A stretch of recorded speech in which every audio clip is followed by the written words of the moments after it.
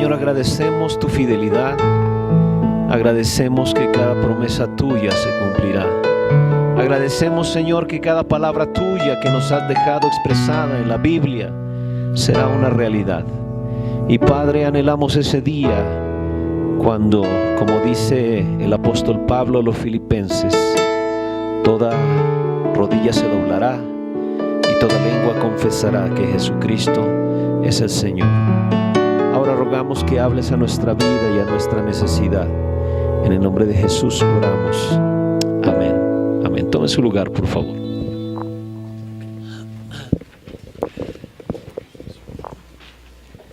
Seguimos con nuestra serie preparándonos para recibir al Rey.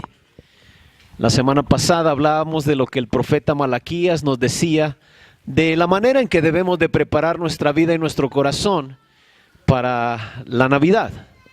No solamente es una época o no solamente es un tiempo que tiene que ver con fiesta. Navidad es fiesta, seguro que sí, pero no solamente es un tiempo para eso, no solamente es un tiempo para vestir las mejores galas. Es un tiempo para dar lo mejor de nuestro corazón. Es un tiempo para preparar nuestro corazón y de verdad recibir al Rey. Y hoy vamos a hablar de un pasaje sumamente interesante, a veces bastante difícil de comprender, que es Filipenses capítulo 2 versos del 5 al 11. Pero antes de entrar, déjenme compartirles una historia. Hace tiempo oí esta historia y me pareció fabulosa. Eran 3 amigos que cierto día ya caminaban de regreso a su casa. Uno de ellos era campesino, otro de ellos era cazador y un tercero era gambusino. ¿Habían oído eso? ¿Habían oído de los gambusinos? Aquellos que andaban buscando oro por diferentes lugares, se iban a los ríos que bajaban de las montañas y encontrar oro. Bueno, regresaban ellos 3 a su casa después de una jornada excelente. Uno de ellos traía un costal lleno de mazorcas de maíz. El segundo traía varias pieles de tejón que había cazado y el tercero traía varios costales de oro. Pero por la tarde cayó una gran lluvia que hizo que el río creciera sobremanera y con una corriente muy fuerte. Y ellos tenían que cruzar el río para regresar a casa. El primero dijo: voy a dejar aquí mi costal atado a este árbol y después regresaré por él. El segundo dijo: yo no puedo pasar con estas pieles, entonces también las voy a dejar atadas aquí al árbol y después regresaré por él. Y el tercero dijo: no, yo no dejaré mis costales de oro aquí para que cualquiera que cruce por aquí se los lleve. A final de cuentas, solamente 2 cruzaron el río. Puede imaginar quién, ¿no? ¿Quiénes fueron?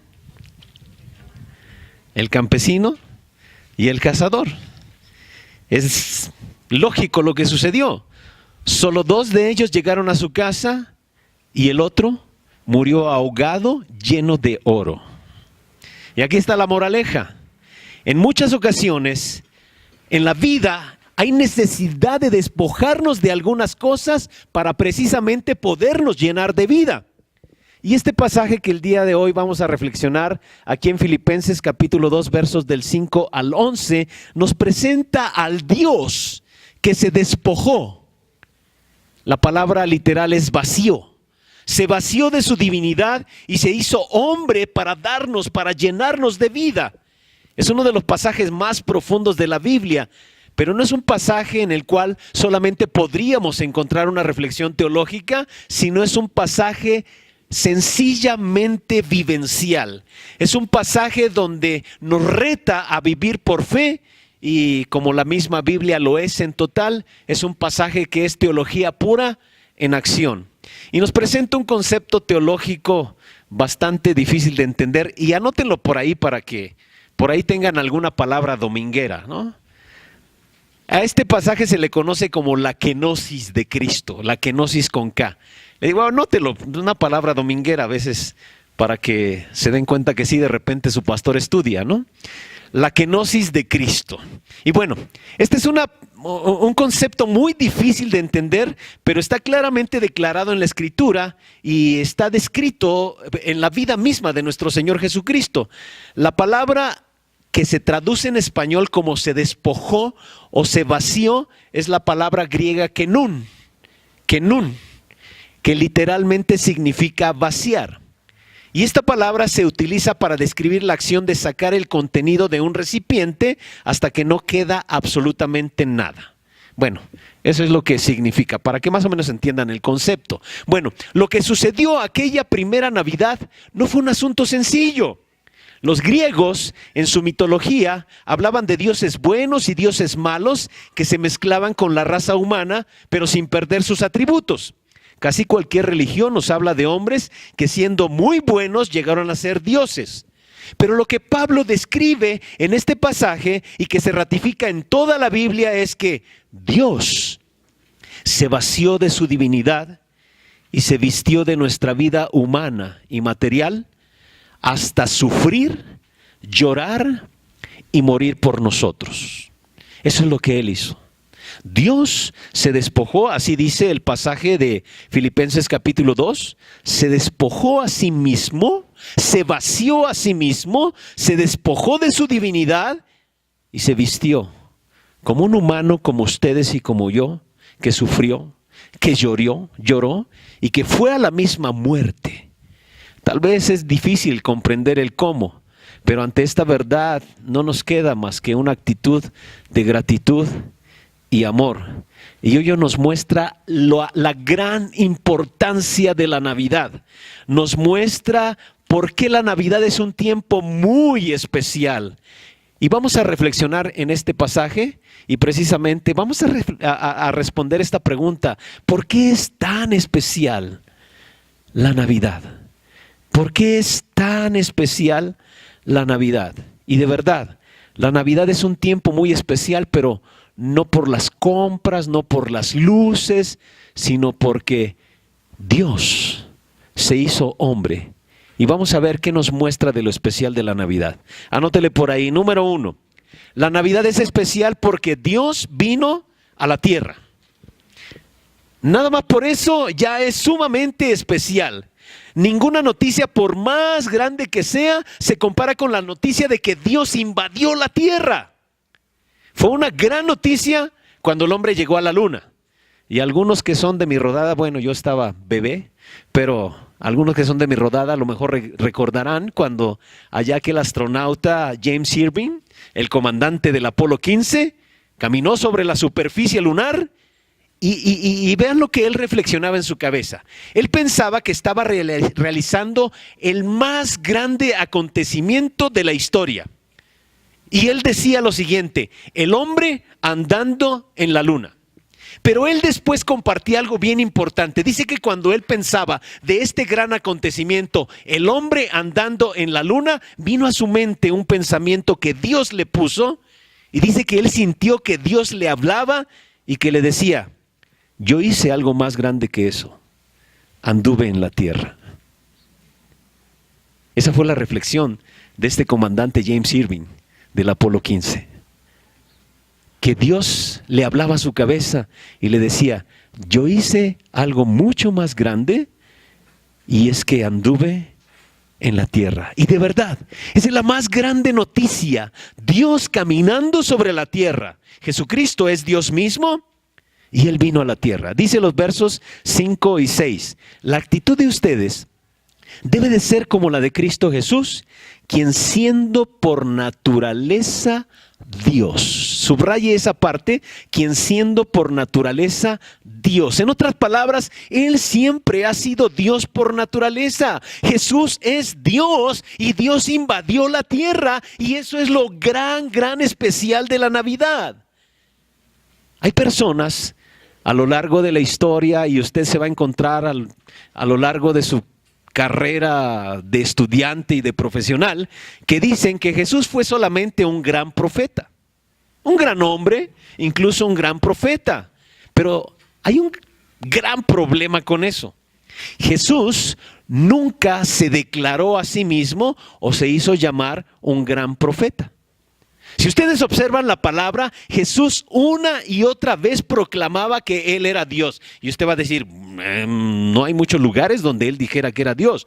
Usted va a recordar que repetidamente Jesús se hablaba o se decía de sí mismo como yo soy. ¿Recuerdan?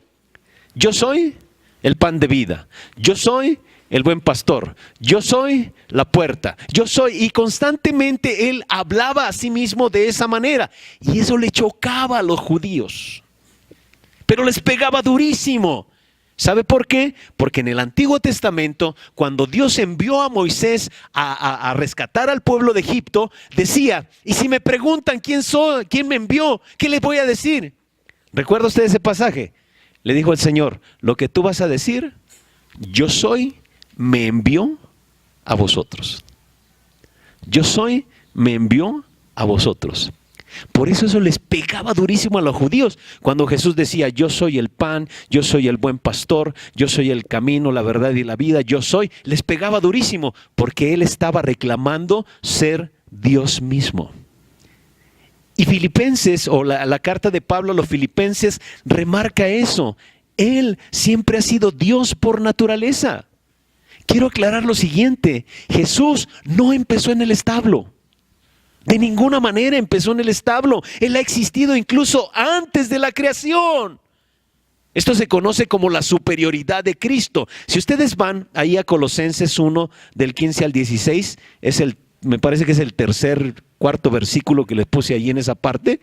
Colosenses 1, 15 y 16 dice, Él es la imagen del Dios invisible, el primogénito de toda creación, porque por medio de Él fueron creadas todas las cosas en el cielo y en la tierra.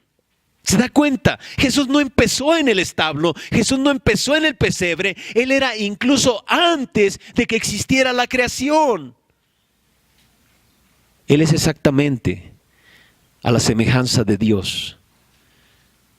Es difícil relacionar a Dios con algo vano en el cielo. Pero relacionar a Dios con Jesucristo, la Biblia nos enseña que Él es el mismo. En una ocasión Jesús oraba y decía, mi Padre y yo somos uno. Mi Padre y yo somos uno.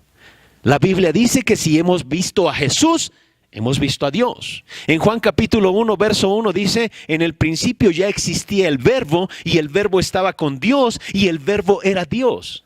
La Biblia dice que Él mismo estaba al principio con Dios. Por medio de Él, dice Colosenses, fueron creadas todas las cosas. Sin Él nada de lo creado hubiera llegado a existir. Dice que en Él estaba la vida y la vida era la luz de la humanidad. Esa luz resplandece en las tinieblas. Y las tinieblas no han podido extinguirlas. Jesús es Dios. Y Jesús dijo, si ustedes me han visto al Padre. Y si Jesús realmente es Dios y vino a la tierra, entonces la Navidad es el evento más especial de la historia. Dios viniendo a la tierra. Jesús dijo ahí en Juan 8:58, ciertamente les aseguro que antes que Abraham naciera, ¿qué les dijo? Yo soy. Y esto es lo gran especial de la Navidad. Si es verdad que Jesús es Dios, entonces la Navidad toma un sentido sumamente especial. Dios viniendo a la tierra. Dios invadiendo la tierra. Dios pisando la tierra. Y ese es lo gran especial de la Navidad. La segunda cosa, la Navidad es especial porque Dios se hizo hombre. Esto es, yo creo que aún más difícil de comprender, ¿no? Mire, si usted fuera Dios y fuera a venir a la tierra, de todas las formas posibles que usted pudiera escoger para revelarse, para darse a conocer, ¿vendría como un bebé? Está raro, ¿no? ¿Vendría como un ser humano? Vean lo que dice los versos 7 y 8 de Filipenses 2. Por el contrario, se rebajó voluntariamente, tomando la naturaleza de siervo y haciéndose semejante a los seres humanos, y al manifestarse como hombre, se humilló a sí mismo. Se volvió hombre y nació de un ser humano. Mire, la Navidad es un tiempo bien especial porque Jesucristo fue un hombre real de carne y hueso. Él era una persona real, no era un mito, no era una fábula, no era solamente una buena historia. Si usted se da cuenta, hay miles y miles de escritos acerca de Jesús, más que de ninguna otra persona en la tierra y en la historia. La realidad es que Dios vino a la tierra y se convirtió en hombre. ¿Por qué lo hizo? Mire, si Dios hubiera querido comunicarse con los pajaritos, hubiera venido como pajarito. Si Dios hubiera querido comunicarse con los perros, pues se habría vuelto perro. Pero Dios quería comunicarse con los seres humanos. Quería comunicarse con usted y conmigo. Y por eso se convirtió en una persona. Eso es lo que la Biblia le llama la encarnación. Dios vino a la tierra, pero vino como un ser humano, como una persona como nosotros. Y si usted observa la vida de Jesús, es una vida que se parece mucho a la nuestra. Vamos a ver por qué. Primero, Él nació como nosotros. Él nació como nosotros. Él entró al mundo como millones de bebés han entrado al mundo. Pero la historia del mundo reposa en ese frágil bebé. ¿Qué estaba haciendo Dios? Dios no hizo una relumbrante entrada para dar a conocer que ya había llegado. A veces nosotros queremos hacer eso, ¿no? Llegamos a una fiesta, incluso queremos que sea notoria nuestra llegada, ¿no? No. Dios vino como un humilde bebé, entró como un humilde bebé, y en ese frágil bebé descansa la historia de toda la humanidad.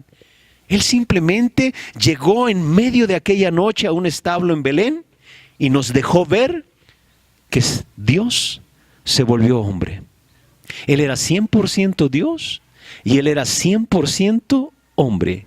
Él era Dios en forma humana que nació como cualquiera de nosotros. La segunda cosa es que Él creció como nosotros. En Lucas 2:52 dice que Jesús siguió creciendo en sabiduría, estatura y cada vez gozaba más del favor de Dios y de toda la gente. Jesús creció y se desarrolló. Recuerda que hace poco le preguntaba, imagínese ser compañero de Jesús en la escuela. Que le preguntaran de geografía. Ah, qué chiste, pues Él creó todo, ¿no? Eso es lo que dice Colosenses, ¿no? Que le preguntaran de matemáticas, pues si conoce con perfección como las órbitas, sí, qué chiste. Bueno, a veces tenemos esta idea equivocada, pero la realidad es que la Biblia dice que Jesús creció como nosotros. Dice que Jesús creció en sabiduría y en estatura, cada vez gozaba más del favor de Dios y de toda la gente. A lo mejor sí, usted podría notar que Él era un poquito diferente si fuera su compañero de la escuela, pero creció como cualquiera de nosotros. Él no se creía más que los demás, de ninguna manera. Él fue un ser humano que creció como nosotros, fue un hombre real. Y esa es la realidad de la Navidad. La tercera cosa, fue tentado como nosotros. En Hebreos dice que Él fue tentado en todo, pero no se halló pecado en Él. Mire, Él experimentó las mismas presiones que usted experimenta en el día a día. Eso es lo que dice la Biblia. Fue tentado como cualquiera de nosotros, pero sin pecado, dice la Biblia. Las mismas presiones, las mismas tentaciones, los mismos deseos, las mismas luchas. ¿Cuáles luchas enfrenta usted? Y vamos a aclararlo con lo que dice la Biblia. ¿Ha sentido usted últimamente deseos de mentir? Bueno, si usted cree lo que dice la Biblia, Jesús también sintió esos deseos. ¿A poco? Sí. Aclaró lo que alguna vez dijimos, la tentación no es pecado, ¿cierto? La tentación no es pecado. Yo no puedo impedir que, decía Lutero, yo no puedo impedir que los pájaros vuelen sobre mi cabeza, pero sí puedo impedir que hagan nido. La tentación no es pecado. Sí nos tiene que poner como un foquito de alerta. Pero Jesús fue tentado como nosotros. Tuvo las mismas luchas, pero nunca pecó. Y esto es importante porque de esa manera entonces Él puede comprenderle. Él sabe por lo que usted está pasando, puede comprender exactamente cómo usted se siente y no solamente eso, le puede tender la mano. Y la cuarta cosa de lo referente a cómo es Jesús como nosotros, Él sufrió como nosotros. Jesús sentía dolor. Jesús sentía desilusión. Él se cansó. Él se fatigó. A veces se sintió solo. Lloraba. A veces se sintió afligido. Porque Él era humano. Allá en Getsemaní, Mateo 26:38, Él dijo: es tal la angustia que me invade que me siento morir, les dijo. Quédense aquí y manténganse despiertos conmigo. ¿Cuántas veces se ha sentido usted así? Angustiado, solo, abandonado. Así se sintió Jesús. Sufrió como nosotros. Él supo lo que era tener dolor. Él puede entender su dolor. Él puede entender su problema. Él puede entender las presiones que usted está viviendo en el día a día.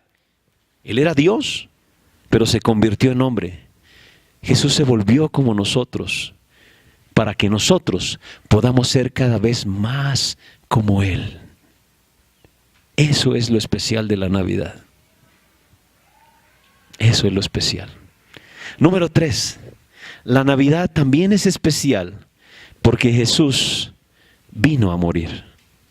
En el verso 8 dice: Él se hizo obediente hasta la muerte y muerte de cruz. Él se hizo obediente hasta la muerte y muerte de cruz.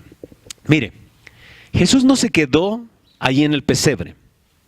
Jesús fue a la cruz y voluntariamente Él dio su vida por nosotros. ¿Por qué? Él no tenía que hacerlo. Él podría haber llamado 10,000 o 1,000,000 de ángeles para que hubieran detenido ese proceso que lo llevó a la cruz. Él no tenía por qué ir a la cruz. Nadie lo puso allí sin su consentimiento. Pero entonces, ¿por qué quiso Él ir a la cruz? La Biblia nos muestra que Él lo hizo por 2 razones. La primera de ellas es para demostrarnos el amor de Dios. Eso es lo primero por lo cual Jesús fue a la cruz, para mostrarnos cuánto nos ama. Dice Romanos 5:8, pero Dios muestra su amor para con nosotros en esto, en que cuando todavía éramos pecadores, Cristo murió por nosotros. Mire, la motivación más grande que llevó a Jesús a la cruz fue el amor. Fue el amor. Si usted quiere saber cuánto Dios le ama, solamente observe a la cruz de Jesús. Jesús allí con los brazos abiertos. La Biblia dice: nadie tiene amor más grande que uno ponga su vida ¿por quién? ¿Recuerda ese pasaje? Nadie tiene amor más grande que uno ponga su vida ¿por quién? Por sus amigos. Pero Jesús no solamente puso su vida por sus amigos. Si el amor más grande que existe es poner la vida por nuestros amigos, imagínese la clase de amor que Dios tiene para con usted, que siendo aún pecadores, dice que Cristo murió por nosotros. Aun cuando todavía le habíamos rechazado, incluso sin haberlo conocido, antes de siquiera haber nacido, Él ya había dado la vida por usted y por mí. ¡Wow! Ese es el amor de Dios. Ese es el amor de Jesucristo. Porque de tal manera amó Dios al mundo. ¿Recuerda? ¿Lo repite conmigo? Porque de tal manera amó Dios al mundo que ha dado a su Hijo unigénito, para que todo aquel que en Él cree no se pierda, mas tenga vida eterna. Ese es el amor de Dios.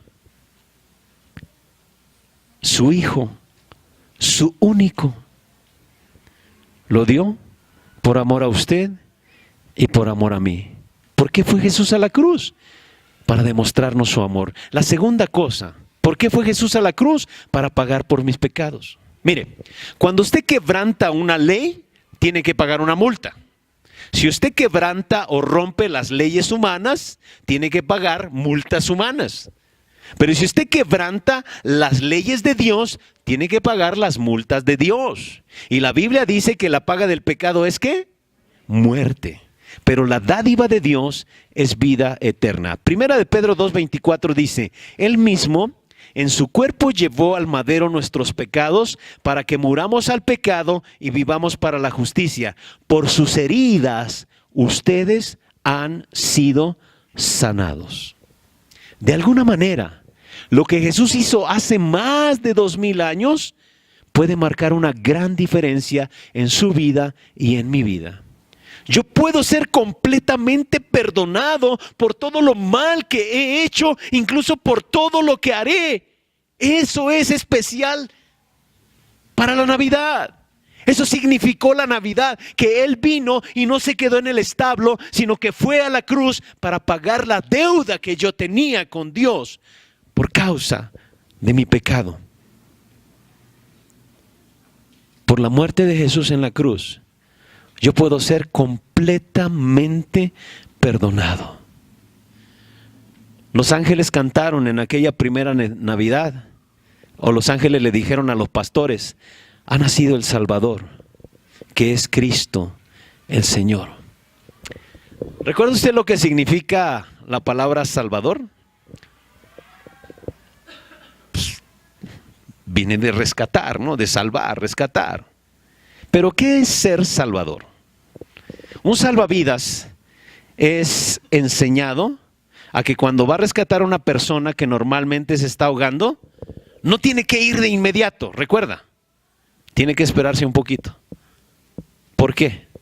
Si la persona va de inmediato y el otro que está ahogándose está desesperado y demás, ¿sabe qué va a suceder? Se van a ahogar los dos. El salvavidas está entrenado para que se espere un poquito, a que aquel que está así desesperado se hunda un poquito, vuelva a salir hasta que se suelte. Y una vez cuando ya está rendido, puede ir y lo puede tomar y lo saca del agua.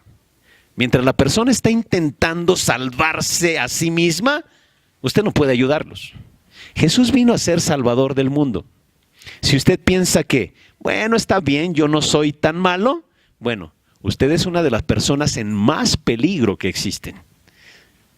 Como esa persona que está tratando de salvarse a sí mismo, es la persona que está en más riesgo. La persona que comprende que necesita un Salvador está mucho más abierta a recibir un Salvador. Si usted piensa que no necesita un Salvador, ese es un grave problema. Está metido en un serio problema. Si usted no necesitara un Salvador, ¿usted cree que Dios se habría tomado la molestia de enviar un Salvador? Si usted lo que necesitara fuera dinero, él hubiera enviado un banquero o alguna cosa así, ¿no? Pero no. Dios sabe perfectamente cuál es su necesidad y por eso dejó toda su gloria en el cielo, se convirtió en ser humano, nació como un bebé, creció, experimentó dolor, presiones, tentaciones, murió en la cruz, fue levantado. ¿Y eso por qué? Porque significa que usted necesitaba un Salvador, que es lo que Dios le vino a ofrecer. Si usted no necesitara un Salvador, Dios no hubiera gastado toda esa energía para nada. Y Dios envió a su Hijo porque usted y yo lo necesitábamos. Lo especial de la Navidad es que Dios vino a la tierra como ese Salvador que usted y yo necesitábamos. Mire, es tan especial que dividió la historia. Recuerda, antes de Cristo y después de Cristo, así se divide la historia. Pero Él vino como un hombre real, de carne y hueso, con problemas, sufrimientos, emociones, y eso para que pudiera entender, para que usted sepa que Él entiende perfectamente cómo es que usted se siente, y así entonces poder comunicarse con usted y con su necesidad.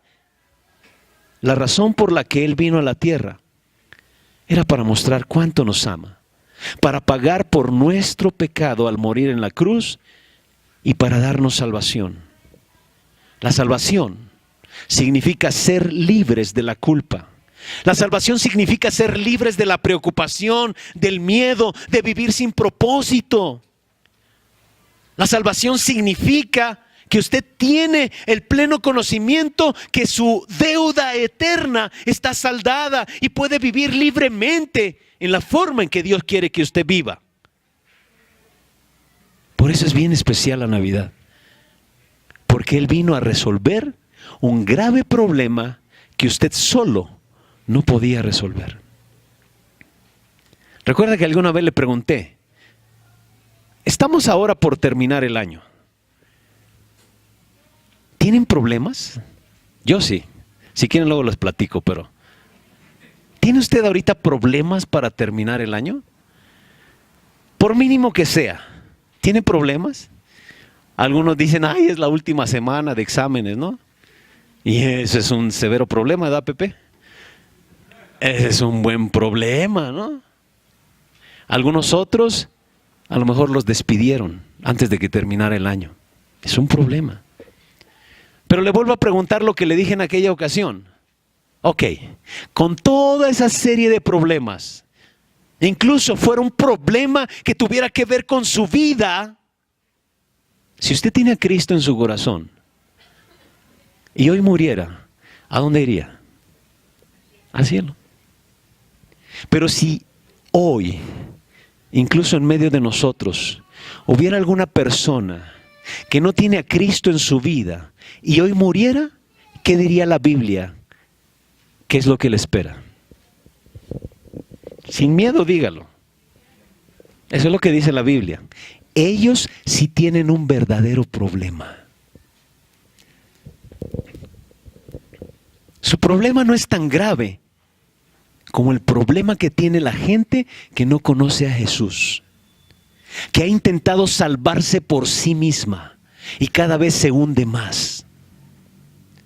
Por eso la Navidad es bien especial, porque vino Jesús a resolver el problema que nosotros no podíamos resolverlo por nosotros mismos.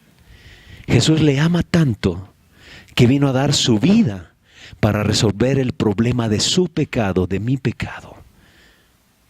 Por eso la Navidad es un tiempo muy especial. Y por último, la número 4. La Navidad es especial porque Jesús es el Señor. La Navidad es especial porque Jesús es el Señor. Vea lo que dice Filipenses capítulo 2, versos del 9 al 11. Dice, al manifestarse como hombre, se humilló a sí mismo y se hizo obediente hasta la muerte y muerte de cruz. Por eso Dios lo exaltó hasta lo sumo y le otorgó el nombre que está sobre todo nombre, para que en el nombre de Jesús se doble toda rodilla en el cielo y en la tierra y debajo de la tierra, y toda lengua confiese que Jesucristo es el Señor, para gloria de Dios Padre. Este es uno de mis pasajes favoritos. Va a llegar un momento en que todo mundo confesará. Quiero aclarar lo siguiente. Si esto es verdad, como toda la Biblia es verdad, la cruz no fue el fin. La cruz no fue el fin. Jesucristo está vivo. De eso se trata la Pascua, lo que celebramos allá en Semana Santa, ¿no? Jesús está vivo. Había dos resultados. La Biblia dice a través de toda la Escritura que todos los que se humillen serán exaltados y los orgullosos serán humillados. Y Jesús es un ejemplo claro de esto. Porque Él se humilló, Dios ha hecho dos cosas que menciona el pasaje. Uno, Él le ha dado el lugar de honor sobre todo el universo. Él es honrado y tiene la más alta posición. Le ha dado un nombre que es sobre todo nombre. Esa es la segunda cosa. El nombre de Jesús, en los tiempos del Nuevo Testamento, era un nombre muy común. Era como el día de hoy Juan, Pedro, Francisco. Era un nombre muy común en el tiempo de Jesús. ¿Y el nombre Jesús qué quiere decir? ¿Recuerda? Salvador, precisamente. Quiere decir las salvaciones del Señor. La palabra hebrea es Joshua. O Yoshua, como quieran decirlo. Por eso, en aquel tiempo tenían que distinguir acerca de quién Jesús se hablaba. Por eso se le llamaba a él Jesús de Nazaret. O Jesús, el hijo del carpintero. Recuerdan que así se le mencionaba en la Biblia. Incluso cuando él nació, él ya tenía otros nombres que le eran otorgados desde el Antiguo Testamento. Decía el profeta Isaías, y llamará su nombre Admirable Consejero, Dios Fuerte, Padre Eterno, Príncipe de Paz. Ajá. Si usted observa en la Biblia, hay un gran número de nombres que se le dan a Jesús. Pero el más grande de todos los nombres es el que le dio el Señor. Y aquí dice, le dio un nombre que es sobre todo nombre. Y le hizo Señor. Jesús es el Señor. Ese es el nombre que ha recibido Jesús como resultado de ir a la cruz por nosotros. Él es el Señor. Jesús es el Señor. Y yo pienso que esta palabra o esta frase hoy en día no se emplea tan bien. Incluso no es tan bien entendida por las personas. Ni siquiera a veces por los cristianos. No entienden el significado de la palabra Señor. Aunque a lo mejor tenemos el concepto aquí en la mente, ¿no? Si yo le pregunto qué significa la palabra Señor, ¿qué me va a decir usted? ¿Perdón? Sí. Amo, dueño, el que tiene el control, el que dirige, el director. A lo mejor aquí en la mente lo tenemos claro. Eso es lo que significa. Amo, gobernador, el primero, el único al mando, el soberano, el rey. En la Biblia, alrededor de unas 600 veces se llama a Jesús Señor. En los tiempos del Nuevo Testamento, la palabra Señor era usada también para nombrar al César, al emperador. A él se le trataba como un dios. La gente en aquel tiempo le rendía culto al César y decían, César es el Señor. ¿Y sabe qué? Esto se convirtió en una prueba de lealtad para los cristianos. Los romanos decían, César es el Señor. ¿Y sabe cómo respondían los cristianos? ¿Sabe qué decían ellos? Jesús es el Señor. Y eso tenía grandes y graves implicaciones. Por esa causa, muchos cristianos fueron echados a los leones, fueron echados con los gladiadores, y muchos perdieron su vida por solamente decir Jesús es el Señor. ¿Qué significa entonces decir que Jesús es el Señor? Tres cosas principalmente. La primera de ellas significa que yo reconozco que Él realmente es Dios. Él es más que un hombre, Él es más que un profeta, Él realmente es Dios, Él es el Señor. Y entonces decir que Jesús es el Señor es una prueba de mi compromiso con Él. La segunda, yo creo que Él tiene el control. Si Jesús es Dios, entonces Él tiene todo bajo control, ¿cierto? Si Él es Dios, Él tiene todo bajo control.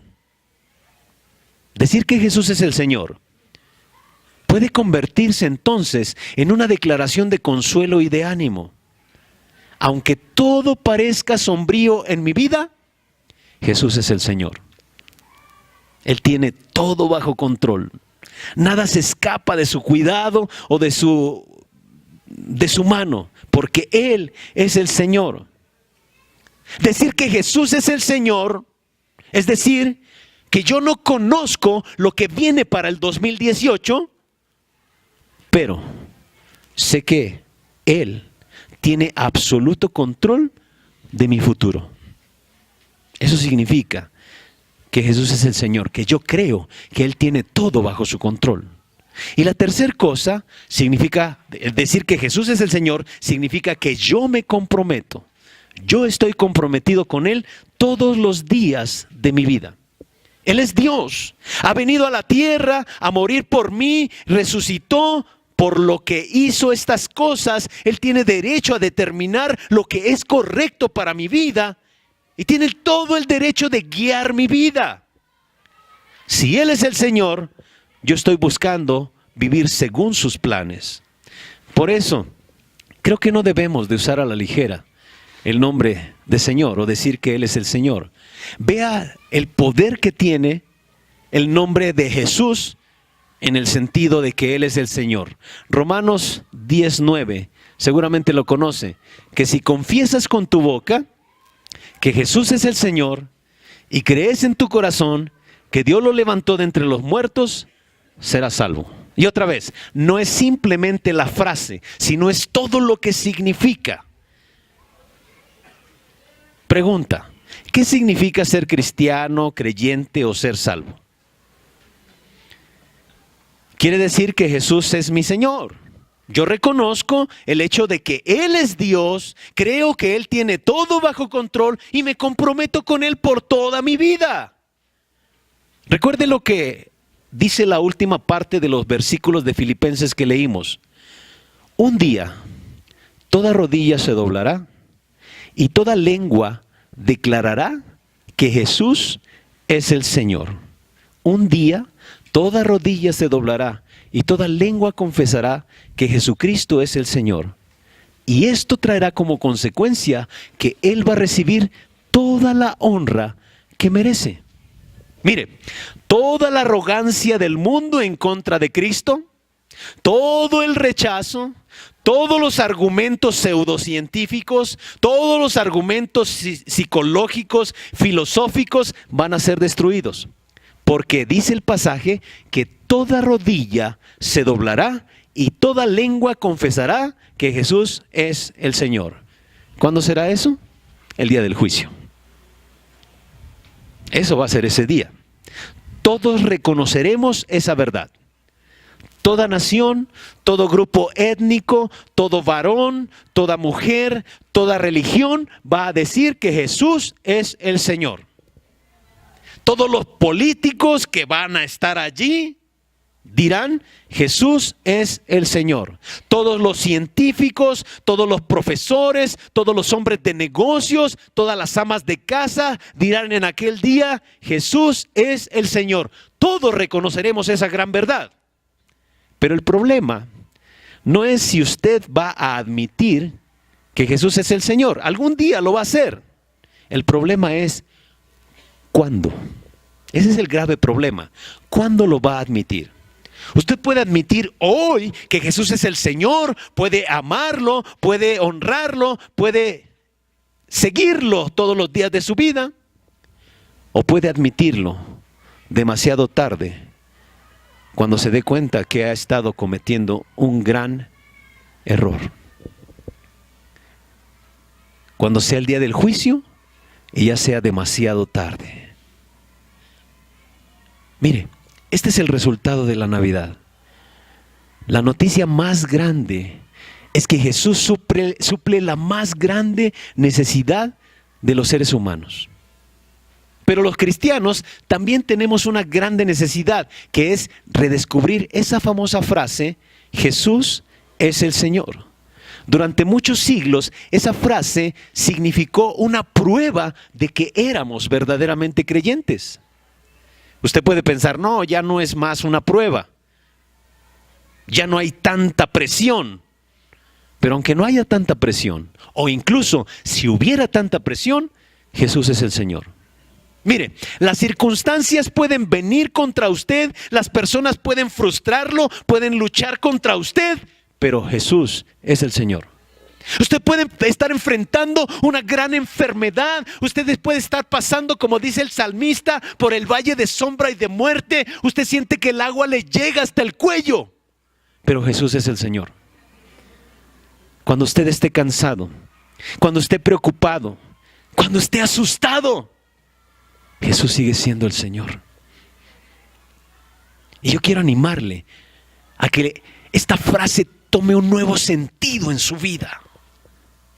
Dígalo cuando piensa que ya no puede más. Dígalo cuando esté afligido. Dígalo cuando no sabe por qué alguien tuvo que morir. Cuando no sabe por qué está experimentando esa enfermedad. Cuando no sabe por qué perdió ese trabajo. Cuando no sabe por qué fue abandonado. Dígalo. Jesús es el Señor. Cuando usted esté solo, recuerde que Jesús es el Señor. Ahora en Navidad, dígalo.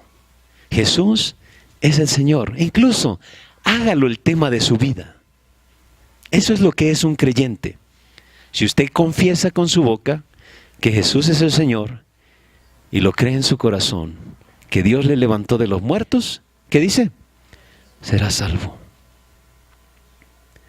Ese es el gran resultado de la Navidad. Que Jesús es el Señor. Y si Él es el Señor, no tengo por qué temer más. Le decía, Yo no sé lo que viene para el 2018, pero lo que sí sé es que Jesús sigue en control, porque Él es el Señor. Yo quiero que prepare su corazón para esta Navidad, reconociendo la maravillosa obra de Jesús al venir a esta tierra, haciéndose hombre como usted y como yo, yendo a la cruz por amor a usted y a mí, para pagar la deuda que usted y yo teníamos. Y el resultado de eso es que Jesús es el Señor. Dios le dio un nombre que es sobre todo nombre, para que toda rodilla se doble y toda lengua confiese que Jesús es el Señor. Le decía, en unos tiempos, esa frase fue una prueba de que era verdaderamente cristiano. Hoy se toma muy a la ligera, pero yo quiero animarle a que esta frase tome un nuevo significado en su vida. ¿Y por qué no en esta Navidad? La Navidad tiene que recordarnos que Jesús es el Señor. Cada que usted viva momentos difíciles, cada que usted pase por momentos en los cuales piense, ya no puedo más, Jesús es el Señor. Aunque ande en valle de sombra de muerte, no temeré mal alguno. Y ahí voy a introducir la frase. ¿Por qué? Porque Jesús es el Señor. Dice ahí, porque tú estarás conmigo. Pero eso es lo mismo que decir que Jesús es el Señor. Y si Jesús es el Señor, podemos vivir confiados. Ese es el mensaje de la Navidad. Y por eso es tan especial la Navidad. Jesús vino de la misma forma que nosotros, creció como nosotros, sufrió como nosotros, padeció como nosotros, pero Él fue a la cruz por nosotros. Y por esa causa, Dios le dio un nombre que es sobre todo nombre, para que en el nombre de Jesús se doble toda rodilla y toda lengua confiese que Jesús es el Señor. Y recordando lo que dijo Pablo también en Romanos, que si confesares con tu boca que Jesús es el Señor y creyeres en tu corazón que Dios le levantó de los muertos, serás salvo. Ese es el poder que hay en el nombre de Jesús. Y otra vez, no es una simple frase, es toda la implicación que hay en ella. Por eso la Navidad es un tiempo muy especial. Yo quiero animarle que esta Navidad sea una Navidad diferente, reconociendo en su vida que Jesús es el Señor. Pero que no solamente es una frase, que se convierta en su estilo de vida. ¿Recuerda hace tiempo que le decía, ¿tienes problemas en tu trabajo? Ay, a veces mi jefe actúa como mi amo. Pues cambie de amo. Cambie de patrón, cambie de jefe y haga de Jesús su Señor. No le estoy diciendo que deje su trabajo. Cambie de jefe y haga de Jesús su Señor. Y le garantizo, las cosas se van a transformar. Chavos, ¿tienen problemas con sus papás? No sé nada de sus vidas, pero estoy seguro que a veces tienen problemas. Hagan de Jesús su Señor y las cosas en la familia se van a transformar. Hagan de Jesús su Señor. Eso es lo maravilloso de la Navidad. Quiero pedirle que incline su rostro. Y allí en su lugar, reconsidere esta frase. Para los cristianos del primer siglo, decir que Jesús es el Señor significaría que podrían hasta morir. Para los cristianos de hoy en día, usted ya no corre tanto peligro, pero el peligro que corre es no entender todo el significado de esta frase. ¿Por qué no le da un nuevo significado en su vida. Y el día de hoy lo reconoce como Señor. Es bien fácil, es bien maravilloso reconocer a Jesús como mi Salvador. Porque Él entregó su vida por mí. Pero reconocerlo como mi Señor significa que yo le entrego mi vida a Él. Que le entrego todo lo que soy. Y mire, es por nuestro bien. Si hay áreas en su vida que usted no ha entregado al control de Jesucristo, de el Señor, yo le puedo asegurar que si no ahorita, en unos tiempitos más, van a estar totalmente de cabeza. Chavo, si tú no le entregas tus estudios a Jesús y lo haces Señor de tus estudios, Señor de tu carrera profesional, Señor de tu negocio, Señor de tu trabajo, Señor de tu hogar, si no ahorita, dentro de poco va a estar todo de cabeza. Por eso Navidad es un maravilloso tiempo, un tiempo especial para reconocer que Jesús es el Señor y que no sea una simple declaración, que sea una verdad en nuestra vida. Yo quiero animarle que si hay algunas áreas de su vida que todavía no ha rendido al señorío de Jesucristo, hoy le diga: Señor, quiero entregarlo, quiero rendirlo a tus pies.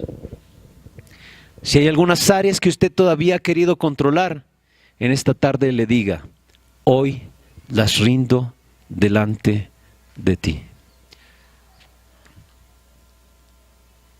Hay algunas áreas en su vida que quizá están totalmente de cabeza. Es una oportunidad para que las rinda delante de Él.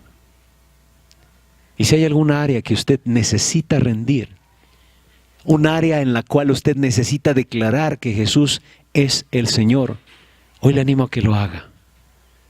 Póngase de pie y dígale a Jesús: hoy te reconozco como Señor de todas estas áreas de mi vida. Entréguela al control de Jesús. Algún día lo tendrá que reconocer. No espere a que sea demasiado tarde. Dígalo hoy. Hoy, cuando la Navidad le recuerda todo lo que Él hizo por usted. Hoy, cuando la Navidad nos viene a recordar que un día todos vamos a declarar que Él es el Señor. No espere que sea demasiado tarde. Si hay algún área de su vida que todavía no ha rendido al señorío de Jesucristo, hágalo hoy. Y dígale: te reconozco, Señor, de mis finanzas, de mi familia, de mi trabajo, de mis negocios. Señor absoluto de mi vida. Padre, gracias, porque un día enviaste a tu Hijo Jesús en un humilde pesebre. Él vino a nacer, vino a crecer, vino a desarrollarse, vino a mostrarnos que nos entiende y nos comprende, porque pasó momentos de sufrimiento, pasó momentos de dolor. Incluso la carta a los Hebreos dice que fue tentado como nosotros, pero sin pecado. Y todo simplemente para vivir una vida diferente, para mostrarnos que hay una vida nueva, una vida diferente que tú ofreces si tan solo le reconocemos como nuestro Señor. Padre, tenemos que reconocer que hay algunas áreas en nuestra vida que no hemos entregado a tu dominio. Y hoy hay algunos de pie diciéndote: te reconocemos como el Señor de cada una de estas áreas. Padre, que la Navidad nos recuerde que tú quieres darnos lo mejor, pero que esperas que nos rindamos delante de ti.